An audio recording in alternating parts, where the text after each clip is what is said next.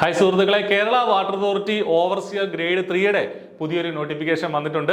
നിലവിൽ ഡിപ്പാർട്ട്മെന്റിൽ വർക്ക് ചെയ്യുന്ന മറ്റ് പോസ്റ്റുകളിൽ വർക്ക് ചെയ്യുന്ന ഉദ്യോഗാർത്ഥികൾക്ക് വേണ്ടിയിട്ടാണ് നോട്ടിഫിക്കേഷൻ ഉള്ളത്. 37ഓളം വേക്കൻസികൾ വളരെ കൃത്യമായിട്ട് നോട്ടിഫിക്കേഷനിൽ തന്നെ പറഞ്ഞിട്ടുണ്ട്. അതുകൊണ്ട് തന്നെ നിലവിൽ സർവീസിൽ ഉള്ള കേരള വാട്ടർ അതോറിറ്റിയിൽ വർക്ക് ചെയ്യുന്ന ജീവനക്കാർക്ക് വേണ്ടിയിട്ടാണ് നോട്ടിഫിക്കേഷൻ. അവരോടാണ് പറയുന്നത്, നിങ്ങൾക്ക് കൃത്യമായിട്ട് പഠിക്കാനുള്ള അവസരമുണ്ട്. നന്നായിട്ട് പഠിച്ചു കഴിഞ്ഞാൽ ഈ ജോലിയിലേക്ക് നിങ്ങൾക്ക് പ്രവേശിക്കാനായിട്ട് സാധിക്കും. ഓക്കെ, നിങ്ങൾക്ക് ആ യോഗ്യത ഉണ്ടാവണമെന്ന് മാത്രം. കാറ്റഗറി നമ്പർ 20/2025 ആണ്.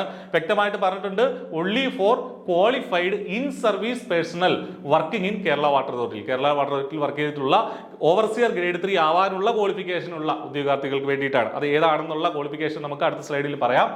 Name of the post overseer grade 3. ഇതിന്റെ ഡയറക്റ്റ് റിക്രൂട്ട്മെന്റിനുള്ള നോട്ടിഫിക്കേഷനും ഓൾറെഡി വന്നു കഴിഞ്ഞു. പരീക്ഷ കഴിഞ്ഞിട്ടില്ല. അപ്പോൾ ആ പരീക്ഷയോടൊപ്പം തന്നെയായിരിക്കും ഈ ഡിപ്പാർട്ട്മെന്റൽ ടെസ്റ്റ് നടക്കുന്നത് എന്നുള്ള കാര്യം മനസ്സിലാക്കുക. 27,200 മുതൽ 73,600 വരെയുള്ള ഒരു സ്കെയിൽ ഓഫ് പേ ആണ് ഇതിനുള്ളത്. നമ്പർ ഓഫ് വേക്കൻസികളാണ് ശ്രദ്ധിക്കേണ്ടത്. 37 വേക്കൻസികൾ ഈ ഒരു പരീക്ഷയ്ക്കായിട്ട് പറഞ്ഞിട്ടുണ്ട് എന്നുള്ള കാര്യം ശ്രദ്ധിക്കുക. അപ്പോൾ ഈ ഒരു എക്സാമിൽ നിന്ന് നിശ്ചിത യോഗ്യതയുള്ള ഉദ്യോഗാർത്ഥികളെ കിട്ടുന്നില്ലെങ്കിൽ ഡയറക്റ്റ് റിക്രൂട്ട്മെന്റിൽ നിന്ന് ഇതിലേക്ക് ആളെ ഫില്ല് ചെയ്യുമെന്നും PSC പറഞ്ഞിട്ടുണ്ട്. ഓക്കെ, ജൂൺ 4 വരെയാണ് അപ്ലൈ ചെയ്യാൻ പറ്റുക. ഏജ് ലിമിറ്റ് ശ്രദ്ധിക്കുക, 50 വയസ്സ് വരെ. മറ്റ് ഏജ് റിലാക്സേഷൻ ഒന്നും ഇതിനില്ല.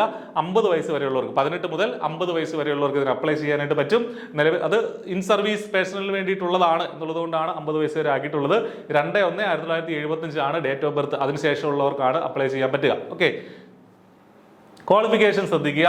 By direct recruitment from qualified in service personnel working in Kerala water authority who have worked for a period of not less than 3 years. അതായത് 3 വർഷമെങ്കിലും കേരള വാട്ടർ അതോറിറ്റിയിൽ ഏതെങ്കിലും ഒരു പോസ്റ്റിൽ വർക്ക് ചെയ്ത ഉദ്യോഗാർത്ഥികളായിരിക്കണം എന്നുള്ള കാര്യമാണ് ഇവിടെ നമ്മൾ മനസ്സിലാക്കേണ്ടത്.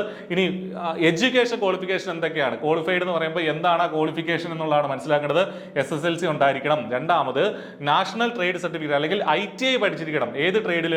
ഡ്രാഫ്റ്റ്സ്മാൻ സിവിൽ അല്ലെങ്കിൽ ഡ്രാഫ്റ്റ്സ്മാൻ മെക്കാനിക്കൽ. അപ്പോൾ സിവില് അല്ലെങ്കിൽ മെക്കാനിക്കൽ ഈ രണ്ട് വിങ്ങിലുള്ളവർക്ക് അപ്ലൈ ചെയ്യാനായിട്ട് പറ്റും. ഡ്രാഫ്റ്റ്സ്മാൻ സിവില് അല്ലെങ്കിൽ ഡ്രാഫ്റ്റ്സ്മാൻ മെക്കാനിക്കൽ ITI ട്രേഡ് പഠിച്ച ആളുകൾക്ക്, 2 വർഷത്തെ കോഴ്സ് പഠിച്ച ആളുകൾക്ക് അല്ലെങ്കിൽ അതിന് ഇക്വലന്റ് ആയിട്ടുള്ള ആളുകൾക്ക് ഇതിന് അപ്ലൈ ചെയ്യാനായിട്ട് പറ്റും.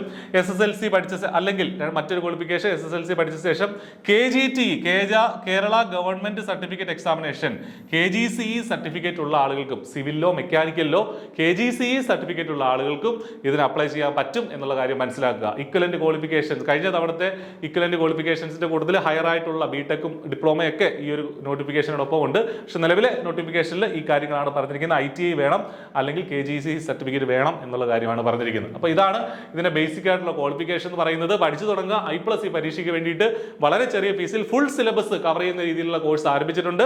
ഡയറക്റ്റ് റിക്രൂട്ട്മെന്റുകാർ ഓൾറെഡി ഒരുപാട് പേര് പഠിക്കുന്നുണ്ട്. നിങ്ങൾക്കും ഇൻ സർവീസ് പേഴ്സണലിനും ഇതിന് വേണ്ടിയിട്ട് I+ന്റെ കോഴ്സിൽ ജോയിൻ ചെയ്യാം. All the best. Thank you.